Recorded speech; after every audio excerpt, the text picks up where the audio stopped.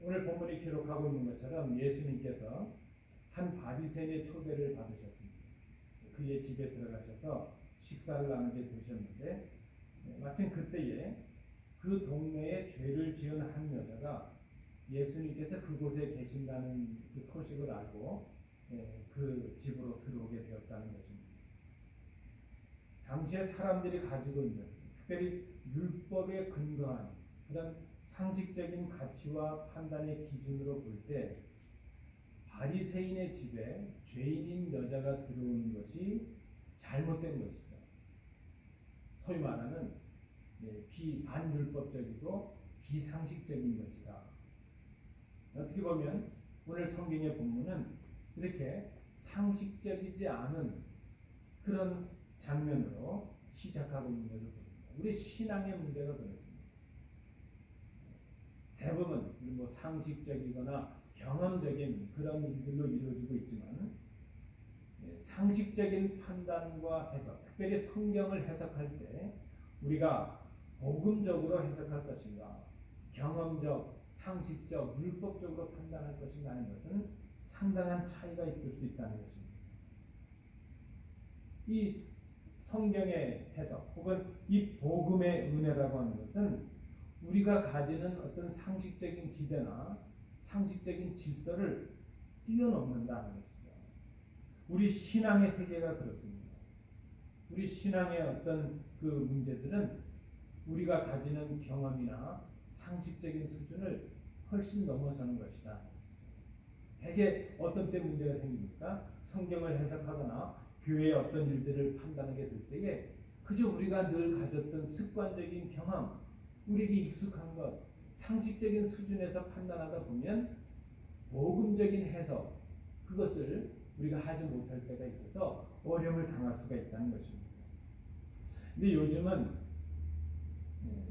사실 이 교회, 우리 신앙인들은 상식을 포함해서 훨씬 뛰어넘는 그런 수준을 가져야 되는데 때로 우리 교회가 상식적이지 못할 때가 있어서 그저 비난의 대상이 되기도 하고 세상으로부터 조롱을 받을 때도 있긴 하지만 그러나 교회는 우리 성도들은 신앙이라고 하는 것은 상식을 넘어서 은혜의 역사를 누리는 그런 곳, 그것이 바로 교회요. 그런 사람들이 성도라 말할 수 있습니다.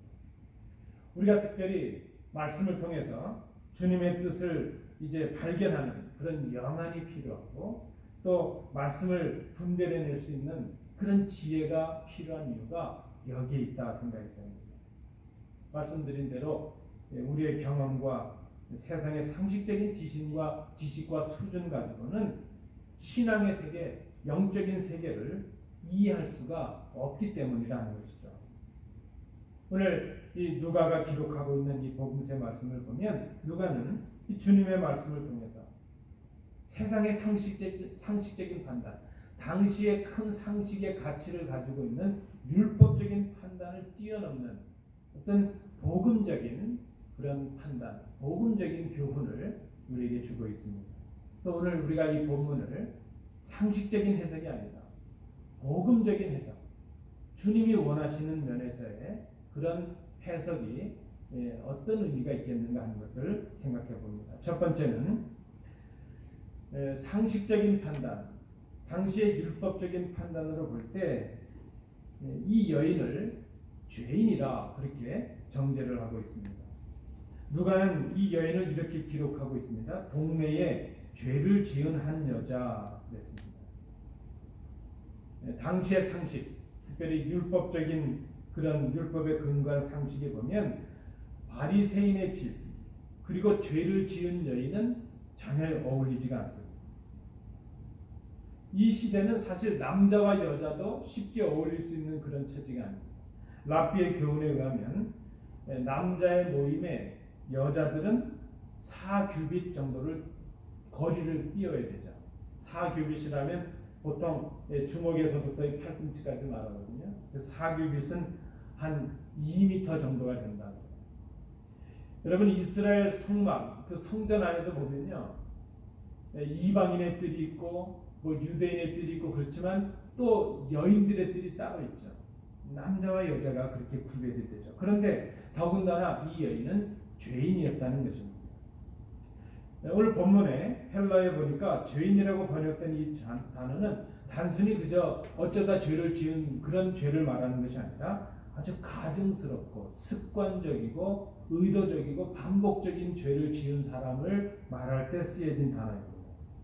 하마르톨로스라는 단어가 쓰는데요. 아주 습관적이고 악한 죄를 지은 여인. 근데 오늘 그 동네에 죄를 지은 여인, 이 말은 그 동네 사람들이 모두가 다 이 여인을 죄인이라고 여겼다는 것이죠. 저 여인은 아예 이 동네에서 죄인이라고 판정을 받은 사람이죠. 어떤 성경 주경학자들의 그 주장처럼 아마 이 여인은 창기였을 것이라는 것이죠. 그래서 모든 사람들 앞에 죄인으로 정죄를 받은 그런 사람입니다. 소외되고 조롱받던 그런 여인입니다. 그런 여인이 가장 그 당시에 율법을 잘 지키고 가장 하나님을 잘 믿는다고 여겨지던 바리새인의 집에 온다는 것은 있을 수가 없는 것이죠. 오늘 본문에도 보니까 이 바리새인 시몬이라는 사람이 그 여인의 헌신을 받으시는 예수님을 향해서 속으로 그렇게 말하는 것이 기록되고 있습니다. 39절입니다. 이 사람이 예수님을 가리키는 것이죠. 이 사람이 만일 선지자라면 지금 자기를 와서 이렇게 만지고 있는 이 여자가 누구며 어떠한 사람, 죄인이라는 것을 알았을 텐데 그렇게 말하고 있는 것을 봅니다. 당시의 상식적인 판단, 이 율법적인 생각으로 볼 때 적어도 저 예수라는 사람이 선지자여 율법을 아는 사람이라면 죄인과 함께 한 집에 이렇게 머무는 것도 문제가 될 텐데 그렇게 와가지고 자기를 만지고 있는데 어떻게 가만히 있는가? 그렇게 지금 말하고 있는 것이죠. 당시에 우리가 이 상식적인 율법적인 생각으로 본다면 죄인과 의인은 함께 있을 수가 없습니다. 바리새인과 죄를 지은 여인은 도저히 한 자리에 있을 수가 없습니다. 그와 함께 식사를 해서도 안 되죠. 그러면 바리새인들의 비난 중에 하나가 또 뭐였습니까? 예수님께서 세리와 식사했다고, 세리의 집에 있다, 그것까지도 문제 삼지 않습니까? 죄인들과는 어울려서도 안 되고 교제해서도 안 되죠. 오늘 본문처럼 그 여인이 만지는 것을 허용해서도 안 됩니다. 그러한 일들은 스스로를 불결하게 하는 율법을 어기는 일이 되기 때문이죠. 그런데 오늘 본문은 이것을 누가는 특별히 복음서에 이 사건을 기록하고 있습니다. 이 사건을 기록하고 있는 누가의 의도가 무엇일까? 누가는 지금 이 여인이 동네로부터 많은 사람들로부터 죄인이라고 이렇게 정죄를 받았지만 예수님은 그 여인의 죄가 아니다 그렇게 말씀하고 계신다. 그것을 지금 누가가 말하려는 것이 아닙니다. 이 여인은 역시 죄인입니다. 그런데 누가의 강조점은 여기에 있습니다. 세상의 상식적인 판단과 율법적인 판단을 넘어서는 이 본문을 복음적으로 해석하는 이유가 여기에 있습니다. 무엇이죠? 예수님, 우리가 믿는 예수님 그분은 비록 죄인이라 할지라도 당신께 나와서 자신의 죄를 고백하고 용서를 구하는 사람들이라면 그를 용서하시고 그의 죄를 사해 주시는 그런 사랑이 많으신 주님이시라는 것을 이 누가가 지금 강조하고 있다는 것입니다. 상식적이고 종교적인 그런 판단은 바리새인의 집에 들어온 저 여인을 판단하고 내쫓아야 됩니다. 그러나 주님은 말씀하십니다. 이 같은 내용이 마가복음 2장에 이렇게 기록되어 있죠. 마가복음 2장 17절에 보니까 예수께서 들으시고 그들에게 이르시되 건강한 자에게는 의사가 쓸데없고 병든 자에게라야 쓸데있느니라. 나는 의인을 부르러 온 것이 아니요 죄인을 부르러 왔노라 하시니라. 시몬을 비롯한 많은 사람들은 이 여인을 정죄합니다. 어떻게 죄인이 이곳에 들어왔는가? 근데 주님은 그 죄인이 예수님 앞에 나와 자기의 죄를 고백하고 엎드릴 때에 그를 받으시고 그를 사해 주셨다는 것이죠. 이것이 복음의 가르침이에요. 우리의 경험과 우리의 상식과 우리의 시대적인 그런 가치관을 넘어서는 주님의 은혜의 복음이라는 것입니다. 두 번째입니다. 오늘 본문을 통해서 우리가 또 발견하는 복음적인 해석은 상식적인 판단으로 시몬, 이 바리새인 시몬은 자신이 의인이라 그렇게 생각을 하고 있다는 것입니다. 오늘 본문에 보니까 그 여인을 죄인으로 정죄하는 시몬에게 주님께서 한 비유로 말씀을 하셨습니다. 빚을 주는 사람이, 좀 여유 있는 사람이 두 사람에게 빚을 빌려 주었는데 한 사람에게는 500데나리온, 그리고 또 한 사람에게는 50데나리온의 빚을 졌다는 것입니다. 많이 꾸인 사람이건 적게 꾸인 사람이건 둘 다 갚을 능력이 없었습니다. 그래서 빚을 준 사람이 보니까 그저 도저히 갚을 능력이 없어요. 그래서 이 꾸어준 사람이 배려하고 사랑을 베풀어서 두 사람 다 탕감을 해주었다는 것입니다. 주님의 말씀입니다. 갚을 것이 없으므로 둘 다 탕감하여 주었으니 둘 중에 그 탕감해 준 사람을 누가 더 사랑하겠느냐? 시몬이 대답을 합니다. 예, 제 생각에는 많이 탕감받은 사람이 더 사랑하겠지요. 주님이 말씀하십니다. 내 판단이 옳다. 지금 이 시몬은 죄를 지은 여인, 동네로부터 죄인이라고 정죄받은 그 여인을 바라보면서 자신은 의인이다 그렇게 생각을 하고 있습니다.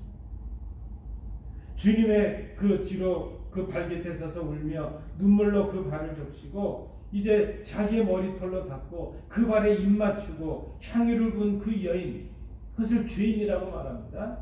그 여인, 그 죄인의 헌신을 받는 예수님이 잘못됐다 그렇게 생각을 하고 있습니다. 지금 시몬이 볼 때는 예수님도 틀렸고 그 여인도 틀렸어요. 옳은 사람은 자신밖에 없다고 생각을 하죠. 근데 주님께서 말씀하십니다. 시몬에게 하시는 말씀입니다. 자신은 지금 주님을 영접한다고 했지만 발을 씻어드리기는커녕 발 씻을 물도 드리지 않았고 발에 입을 맞추지도 않았고 머리에 그 싼 감람유도 붓지 않았다는 것이죠. 향유는 고사하고 감람유도 붓지 않았다. 여러분, 지금 이 시몬이 가지고 있는 상식적인 판단의 문제가 무엇입니까? 그 여인을 향하여 죄인이라 이렇게 판단하면서도 자신이 죄인이라는 것은 생각하지 않는다는 것이죠. 주님의 비유를 예로 들자면 그게 아니겠습니까? 저 여인은 500데나리온의 죄를 졌다는 것이죠. 나는 50데나리온의 죄를 졌으니까 저 여인에 비해 보면 내 죄는 죄도 아니야 그렇게 생각한다는 것이죠. 이것이 바로 세상적인 판단입니다. 세상 상식적인 판단은 무엇이죠? 상대적으로 저 사람이 더 많은 죄를 졌고 나는 작다고 생각하면 내 죄는 죄가 아니라고 생각하는 것이죠. 지금 이 시몬의 마음속에 그것이 있습니다. 그 여인이 죄인이라고 생각하면서도, 그를 판단하면서도 정작 자신이 틀릴 수 있고 자신이 잘못될 수 있는 죄인이라는 생각은 전혀 하고 있지 못하다는 것입니다. 여러분, 우리의 문제도 여기에 있습니다. 저를 포함해서 다 그렇습니다. 다 내가 옳은 것 같아요. 다른 사람들이 다 틀린 것 같아요. 그런 말도 있지 않습니까? 교통사고 나면 일단 큰 소리를 치라는 거예요. 절대 잘못했다는 말 하지 말고 우겨내야 돼요. 우기라고. 우리가 어떻게 주님 앞에서 이런 생각을 할 수 있을까요?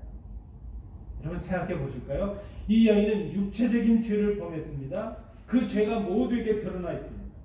그러나 시몬은 영적인 교만의 죄를 범하고 있습니다. 여인의 죄는 동네 사람들이 다 알아서 다 드러나 있지만 이 시몬의 죄는 숨겨져 있어서 알려지지 않았을 뿐입니다. 우리는 500데나리온의 빚을 진 여인을, 그 빚을 진 사람이 죄가 크다고 생각하죠. 나의 50데나리온은 죄도 아니다 그렇게 생각합니다. 그러나 주님 앞에서 보면 50데나리온이건 500데나리온이건 죄는 죄인 것이죠. 시몬은 영적인 교만의 죄까지도 범하고 있습니다. 중요한 것은 무엇이죠? 둘 다 50데나리온의 빚을 졌건 500데나리온의 빚을 졌건 둘 다 자기의 힘과 능력으로는 그 빚을 갚을 능력이 없었다는 것입니다. 그런데 사랑 많으신 그 주인께서 500데나리온의 빚도 50데나리온의 빚도 다 탕감해 주었습니다. 여러분, 우리가 기억해야 될 것입니다. 내 죄가 크냐 작으냐 이 문제가 아닙니다. 세상은 자꾸 그것을 상대적으로 얘기합니다. 누구 죄가 더 크냐? 큰 죄가 죄니까 작은 것은 죄가 아니다. 그렇게 자꾸 생각을 하려고 합니다. 그러나 복음적인 해석, 신앙적인 해석은 그렇지 않습니다. 99가지의 죄를 진 사람도 죄인이지만 한 가지의 죄를 진 것도 죄인입니다. 그리고 우리의 힘과 능력으로는 그 죄를 우리가 해결할 수 없다는 것입니다. 우리 모두는 다 죄인이요. 우리 모두는 다 주님의 용서하심의 은혜가 필요한 사람들이라는 것을 기억해야 될 것입니다. 그 여인은 자신이 죄인임을 알고 있었지만 시몬은 자신이 죄인이라는 것을 깨닫지 못하였습니다. 말씀드린 대로 죄의 문제는 겉으로 드러난 죄 많고 적음의 문제가 아닙니다. 세상의 상식적인 판단으로는 말씀드린 대로 500데나리온의 죄가 훨씬 많을 것 같아요. 그렇지 않다는 것입니다. 우리 주님 앞에 서게 되면 죄는 크고 작고의 문제가 아닙니다. 내 죄는 나의 문제일 뿐입니다. 내가 해결할 수 없는 이 문제를 주님께 구하고 주님께 해결을 받아야 될 나의 문제라는 것입니다. 이것이 바로 상식을 뛰어넘는 복음의 가르침이라는 것입니다. 마지막 세 번째입니다. 오늘 본문을 통해서 우리가 발견하는 복음적인 해석의 마지막은 상식적인 판단은 그 여인은 행위 때문에 구원을 받을 수 없다 그렇게 생각을 한다는 것이죠. 당시의 율법적인 이 상식은 선한 행실을 해야 의로워질 수 있고 구원을 받을 수 있다 그렇게 가르쳤습니다. 선한 행위, 그런 선행이 있어야 죄를 사함받을 수 있는 만큼의 의를 쌓게 되고 그것을 통해서 구원을 얻는다 그렇게 말하는 것이죠. 그것이 율법의 가르침이죠. 따라서 율법은 그렇게 정죄를 하죠. 이 여인은 죄를 범했고 율법을 어겼기에 죄인이고 구원을 받지 못한다 그렇게 판단하고 정죄합니다. 오늘 본문에 보니까 주님은 이 여인의 죄를 사하십니다. 이 여인이 죄 사함을 받고 구원을 얻는 이유가 무엇인가? 빚을 갚을 능력이 없는 사람들이 탕감받게 된 것은 빚을 준 사람이 탕감해 주었기 때문이라는 것을 우리가 기억해야 될 것입니다. 오늘 우리가 이 주님의 말씀, 이 본문을 오해해서는 안 됩니다. 행위 때문에 그 여인이 구원받지 못한다는 것도 잘못됐지만 선한 행위가 있어야 구원받을 수 있다는 것도 잘못된 가르침입니다. 이 여인이 죄 사함을 받은 이유가 그의 헌신 때문인가? 그 여인이 눈물로 향유를 옥합을 깨서 그제 자신의 그 주님의 발을 적시고 자신의 머리털로 주님의 발을 닦고 그것 때문에 그런 헌신 때문에 이 여인이 지금 죄 사함을 받고 구원을 받았는가? 이렇게 이 본문을 해석하고 생각한다면 본문을 잘못 해석하는 것입니다. 그렇다면 그 여인은 그 여인의 선한 행위로 그 여인의 공로로 구원을 받은 것이 되기 때문이죠. 복음적인 해석은 그렇지 않습니다. 오늘 주님은 이 여인의 헌신을 그의 사랑함이라 이렇게 선언하십니다. 그의 사랑이 많은 이유는 그가 사함을 많이 받았다고 생각했기 때문이라 감격하고 있기 때문이라 하는 것입니다. 500데나리온의 빚을 탕감받는 사람이 50데나리온의 빚을 탕감받는 사람보다 훨씬 더 감격이 컸던 것처럼 이 여인은 자신이 사함받고 자신이 용서받은 것이 너무나도 크고 너무나도 감격스러워서 그 감격을 주님을 향한 사랑으로 지금 헌신으로 나타내고 있다는 것입니다. 이 여인은 율법으로 인해서 사람들로부터 죄인이라는 정죄를 받았습니다. 그 스스로 자기의 힘으로 그 죄의 굴레에서 그 오명에서 벗어날 수가 없었습니다. 율법은 하나님을 사랑하고 이웃을 사랑하라 하는 이 계명을 지키기 위해서 이런 선한 일도 하고 저런 선한 일도 행해야 그래야 의로워질 수 있다, 구원을 받을 수 있다 그렇게 가르쳤습니다. 그런데 이 여인은 그 죄에서 벗어날 수가 없습니다. 그러던 이 여인이 주님을 통하여 사하심을 받았습니다. 자신의 힘과 능력으로 한 것이 아니라 그저 자신의 죄를 고백하고 엎드렸는데 그 자신을 죄인으로 고백하고 회개하는 자에게 임하신 주님의 은혜가 그에게 임했습니다. 자신의 힘과 능력으로 도저히 용서받을 수 없었던 그 많은 것을 용서받았다는 그 여인의 감격이 주님을 향한 사랑으로 나타나게 되었습니다. 받은 것이 많다고 감격하니까 주님을 향한 사랑이 커지게 된 것입니다. 그렇게 볼 때에 정작 가장 큰 계명을 행한 사람, 그 계명을 어긴 사람은 바로 시몬이었습니다. 하나님을 사랑하고 이웃을 사랑하라, 하나님을 사랑하라, 이 계명을 바로 행한 사람은 바로 이 여인이었습니다. 내 마음을 다하고 목숨을 다하고 뜻을 다하고 힘을 다하여 주 너의 하나님을 사랑하라. 오늘 이 여인의 헌신은 용서를 받기 위해서 한 것이 아니라, 용서를 받기 위한 조건이 아니라 주님의 용서하심에 대한 감사와 감격이었다는 것입니다. 여러분, 우리가 예물을 드리거나 헌신을 하거나 예배하거나 이 모든 것들은 뭘 더 받기 위한 것이 아닙니다. 이미 주신 하나님의 은혜에 대한 감사와 사랑의 표시입니다. 감격의 표시입니다. 이 여인이 한 행동 때문에 용서를 받은 것이 아니라 용서함을 받았기에 지금 사랑의 헌신을 드리고 있습니다. 용서받을 만한 행위가 아니라 용서하시는 주님을 믿고 그 주님의 용서하심의 은혜에 감격하고 있는 것입니다. 여러분, 우리가 예배하는 것도 그것이죠. 우리의 예배가 바로 이미 주신 은혜에 대한 감사와 감격입니다. 주님은 이 여인의 헌신을, 이 모습을 믿음이라 그렇게 말씀을 하십니다. 50절을 보실까요? 예수께서 이르시되 여자에게 이르시되 내 믿음이 너를 구원하였으니 평안히 가라 하시니, 이것이 바로 선한 행실이 있어야 의롭게 된다는 당시의 상식적인 생각을 뛰어넘는, 율법적인 생각을 뛰어넘는 은혜로 사함받고 은혜로 구원을 얻는다는 복음의 가르침이라는 것입니다. 오늘 누가가 이 본문을 통해서 우리에게 강조하려는 것이 바로 이것입니다. 사랑하는 성도 여러분, 오늘도 우리는 주님 앞에 나와 있습니다. 우리가 습관적으로 나왔건 어떤 특별한 의미를 가지고 나왔건 우린 지금 또 주님 앞에 나와 있습니다. 예배하는 우리를 스스로 돌아볼 수 있기를 원합니다. 스스로를 의롭다고 생각했던 바리새인 시몬처럼 우리 자신을 의롭다고 생각하고 다른 사람들을 정죄하고 있지는 않은지 저 스스로부터, 우리 자신으로부터 돌아볼 수 있기를 원합니다. 우리 주님은 죄인을 부르러 오신 우리의 구세주이십니다. 주님 앞에서 다른 사람들을 판단하고 정죄하는 내가 진정 내가 죄인인 것을 먼저 깨닫고 있지 못하진 않을까. 여전히 내가 내 힘으로 탕감받지 못할 죄 문제를 가지고 있으면서도 내 힘과 내 능력으로 어떤 선한 행위로 그 내 공로를 가지고 내 봉사를 통해서 그것을 해결해 보려는 어리석음을 갖고 있지는 않지.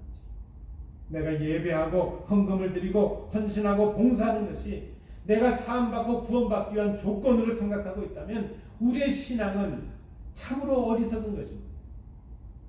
복음적이지 못한 것입니다. 그런 나의 헌신과 나의 봉사를 가지고는 내 죄를 사할 수도 없고 내가 구원을 이룰 수 없기 때문입니다. 내가 지금 하고 있는 헌신과 나의 모든 봉사와 나의 예배드림이 나를 이미 용서하시고 나를 구원하셔서 하나님의 자녀 삼으신 그 주님의 은혜에 대한 사랑의 감격인가 하는 것을 우리가 생각해야 됩니다. 우리의 예배는 감격적이어야 되고요, 예물 드릴 때 감사와 감격이 있어야 될 것입니다. 우리의 경험과 우리의 상식적인 판단은 우리를 얼마나 영적인 무지에 빠지게 하는지 모릅니다. 시몬을 비롯한 당시의 사람들이 정죄하던 그 여인은 낮은 자신에게 임하는 그 주님의 은혜를 깨달았습니다. 여러분 기억하십시오. 은혜는 내 감정의 자기 만족이 아닙니다. 은혜는 우리의 삶의 조건의 충족에서 오는 그런 만족이 아닙니다. 은혜는 주님의 사랑의 임하심입니다. 죄 사함은 주님의 임재입니다. 그 여인은 자신을 용서하신 은혜의 선물이 자신에게 임한 주님의 사랑이었음을 깨달았습니다. 이미 받은 은혜에 대한 그 사랑이, 그 감격이 넘치게 되니까 그 여인은 주님을 향한 자기의 사랑을 그대로 표현합니다. 사함을 받은 은혜가 너무 크고 커서 주님을 향한 그의 사랑이 커지고 말았습니다. 세상은 높은 곳을 향하여 섬기고 정성을 들이라고 교훈합니다. 그래야 출세할 것 같고, 그래야 성공할 것 같고, 그래야 영향력 있는 사람의 도움을 받을 것 같아서 그렇습니다. 그러나 물이 낮은 곳으로 흐르는 것처럼 은혜는 낮은 심령으로 임합니다. 심령이 가난한 자에게 임합니다. 스스로를 높이는 은혜롭지 못한 바리새인의 집에서 죄인들에 대한 가장 큰 용서와 사랑을 베푸신 분이 바로 우리 주님이십니다. 우리가 은혜롭지 못하다고 판단하는 그것을 가장 은혜로운 것으로 바꾸시는 분도 바로 우리 주님이십니다. 은혜는 오직 주님만이, 오직 예수님만이 나를 용서하실 수 있는 구세주라는 것을 믿고 자신이 죄인임을 고백하고 엎드리는 자에게 주시는 주님의 사랑의 임재입니다. 은혜가 바로 그 자리입니다. 주님이 아니면 내가 살 수 없습니다. 주님이 아니면 내가 구원을 받을 수 없습니다. 주님이 아니면 내가 한순간도 서 있을 수 없습니다. 그렇게 간절히 고백하는 자에게 주시는 선물, 그것이 바로 은혜입니다. 그 낮은 자의 자리에 임하는 것, 그것이 바로 복음입니다. 이 주님의 사랑에 감격하는 자들은 감격하는 만큼 주님을 향하여 헌신하게 됩니다. 예배하는 것도 감사의 감격의 표시입니다. 예물을 드리는 것도 무엇을 받기 위함이 아니라 이미 주신 은혜에 대한 감사의 표시일 뿐입니다. 받은 사랑이 크기에 주님을 향한 사랑이 커지는 것입니다. 여러분, 이것이 바로 상식을 뛰어넘는 우리에게 임한 은혜요, 복음의 은혜입니다. 이 본문을 통해서 말씀하시는 주님의 사랑의 음성을 들으시는 복된 성도들 되시기 바랍니다. 기도합니다.